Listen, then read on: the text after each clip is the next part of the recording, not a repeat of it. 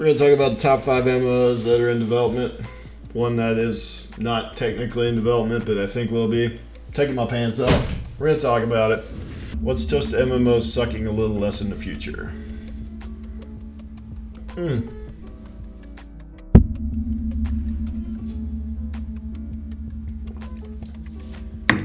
Roll the R thing.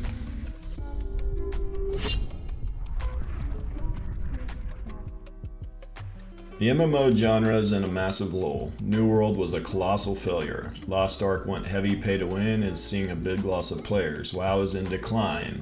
Now is the time for a new MMO to come in and revive the genre.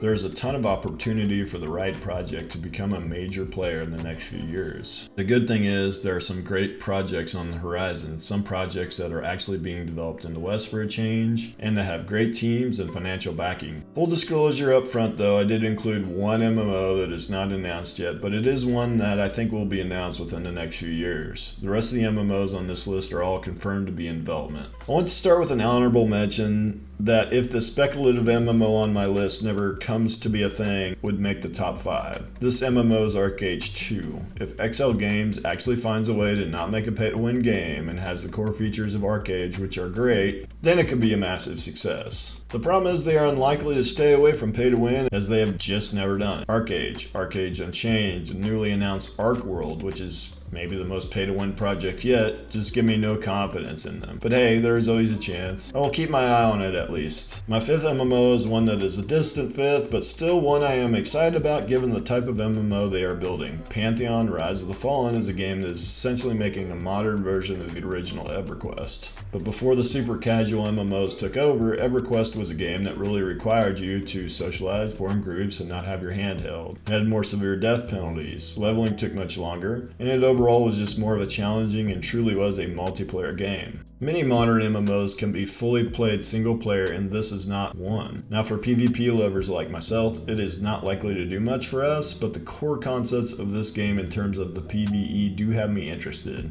My main concern for Pantheon is that they are really indie, and there is certainly no guarantee they will ever finish the game. The 4th MMO on my list is one with a code name of Pax Dei being developed by a company called Mainframe. They have a lot of private funding dollars, and they are a European developer, so it is not yet another Korean export MMO. We know very little about the game, but they have a good established team, and they are Western, so I am interested. The part that worries me is they are trying to make a cloud-based MMO. I believe they intend to not have a client, and the client will be cloud-based, but I could be wrong on that. I guess if they can pull this off, it will be fine, but I am skeptical of that. I would not be surprised to see them pivot away from this idea. Either way, I am interested in this game, and I will be following it. Very few are paying much attention to this one so far, but I think we see that change with the first big reveals in the next year or two.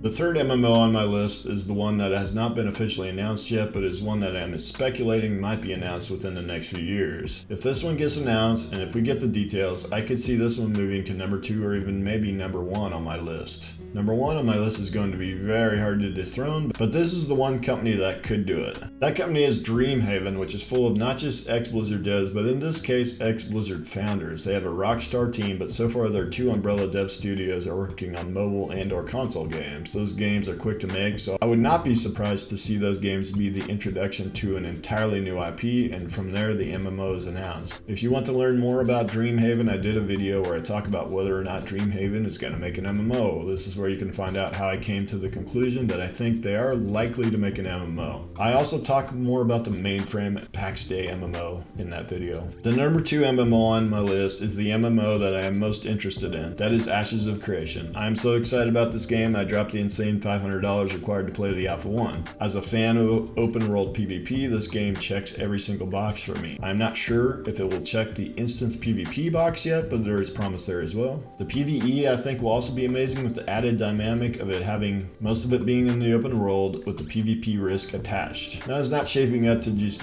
be a gank fest with some very stiff penalties for for killing unflagged players via the corruption system, but it will be present, which adds risk and excitement when killing world bosses, farming valuable materials, or transporting said valuable materials via the mules or caravans. It has been over 10 years since I truly got excited about a new MMO before the release, but this one has me on the hype train. Now that being said, I still have many concerns, and I'm not sure this game will ever have mass appeal. I think some of the systems might end up only attracting a niche player base, like myself. I hope I am not wrong on that, and that it does have mass appeal, but we'll find out. If you want to learn more about Ashes of Creation, I have dozens of videos on it on my channel. Particularly, you may want to watch the one about my biggest concern being it may not be casual enough. The number one MMO on this list is one that to me stands very clearly at the top. This is the MMO that I think takes over MMOs and becomes the clear number one most played MMO, at least in the West, upon launch. They are building an MMO from the ground up that is very likely to have mass appeal and attract a wide player base.